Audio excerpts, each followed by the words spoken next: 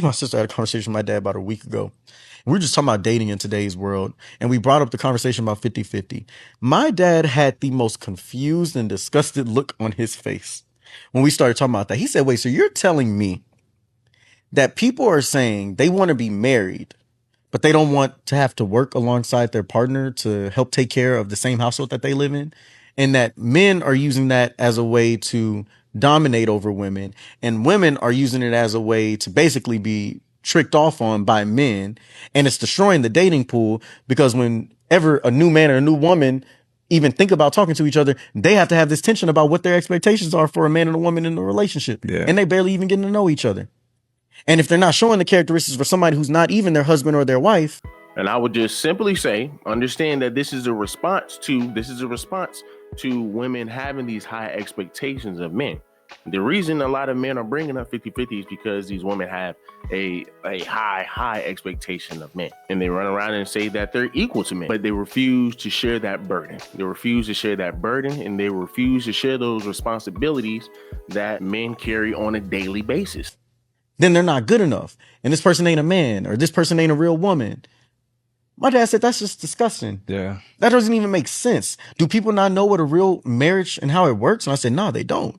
And I said, Pops, you got to remember, me and my sister, we grew up seeing y'all. Yeah. We grew up seeing you working and being the breadwinner for a long period of time. And then, and my mom not being the breadwinner, but y'all working together as a team. And then we experienced you losing your job and my mom having to be the breadwinner, and how y'all still worked as a team. We saw the challenges of finances, how you shielded your kids from it, but as a team, you fought together. We saw how when you couldn't go into work, you made yourself an asset in the house in so many other ways. Yeah. We saw mom never belittle you as a man, but you still empower her and take things off her plate because you knew that, okay, now that I have more time, I'm going to cook these meals. We saw y'all work as a team. And so that's the standard of what marriage is supposed to be, is teamwork. Yeah. Doesn't matter if he's paying all the bills or not. It takes two.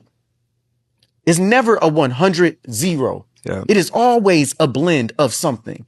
It's always going to take two people to make it work. But when you haven't seen it, you will chase trauma. Yeah. You will chase toxicity. You will chase every single thing that makes the inner child in you that's scared feel safe.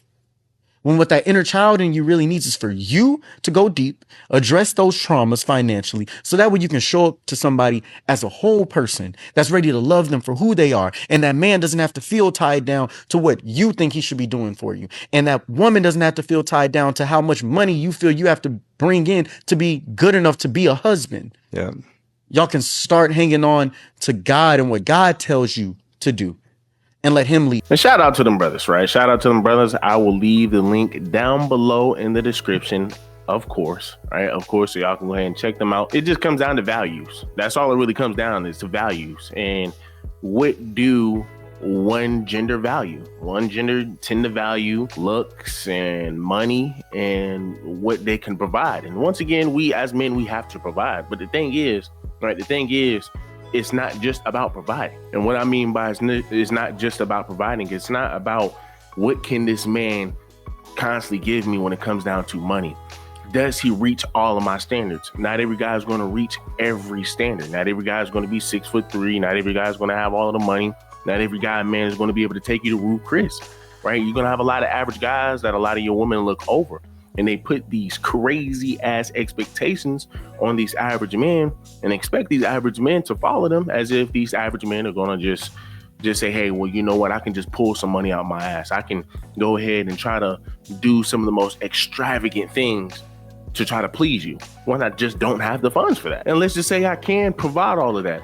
They're still going to say, hey, well, okay, I still want to do what I want to do, but understand we are still equal. Understand I can do everything just as good, if not better than you, but we are still equal. But I'm still expecting you to pay 100% of the bills. I'm still expecting you to do this. I'm still expecting you to do that. Because if we're being honest, a lot of you women do not believe in 50-50. They were entertaining initially, but if we be honest, if you always walk to a woman and that's your first conversation, or if that's how y'all work, once again, it's not going to work. It's not going to work because it's going to get tiring for both parties. The majority of men, right? Let's just be honest here. The majority of men do not believe in this 50-50 stuff. The majority of men do not believe in this 50-50 stuff. And I honestly think if men see a traditional woman, a submissive woman, a quote unquote, a pick me woman, 9 times out of 10, he's not really going to go down the rabbit hole of, do you believe in this 50-50? Well, what do you think about 50-50? Well, I think, women are this and that.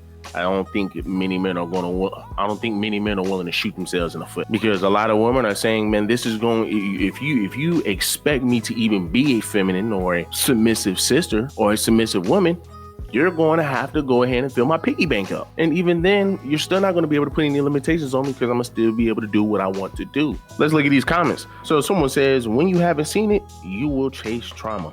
Very well said. Then somebody else says, bring back partnership. Then somebody else says, my dad said it's 100, full effort of partnership on both ends to create and make something bigger. Then somebody else says, the biggest issue with 50-50 conversation is that we keep minimizing it to finances, when it's really about bringing your half of the effort needed to make the whole thing work in whatever ways that may look like, or is needed to make your life with the partner you choose a happy one, the shared experience being uniquely tailored to you and one other person on the planet is what makes it so dope anyway. Then somebody else says, my exact upbringing saw dad make hella money until he didn't. Right? A lot of your men are going to reach that downfall, and that's what you call adversity, right? And once again, here are one of our issues that we are seeing a lot in our community, where a lot of your men can reach the bottom, and some of your sisters are saying, "Oh, no, I don't want to deal with a guy like that." A lot of you have some sisters saying, "Hey, well, I'm gonna divorce this man because of financial reasons." That's why a lot of your women jump into marriage. They jump into marriage for the wrong reasons. They jump into marriage for money. And when that man can't sustain, they say, I'm out of here.